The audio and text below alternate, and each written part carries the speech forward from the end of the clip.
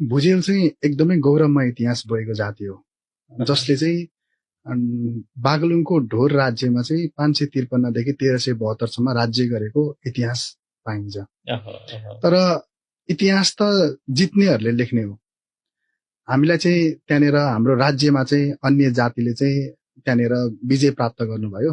विजय प्राप्त गरिसके पछाडि त्यहाँको जसले त्यहाँ रुल गर्नुहुन्थ्यो उहाँहरू त विस्थापित हुनुभयो। उहाँहरू भाग्दै गर्दाखेरि चाहिँ केही चाहिँ त्यहाँनिर अर्को जाति भएर बसे, केही चाहिँ ग्रुप झुण्ड रूपमा पश्चिमतिर भागे, कोही चाहिँ एक्लै पूर्वतिर भागे।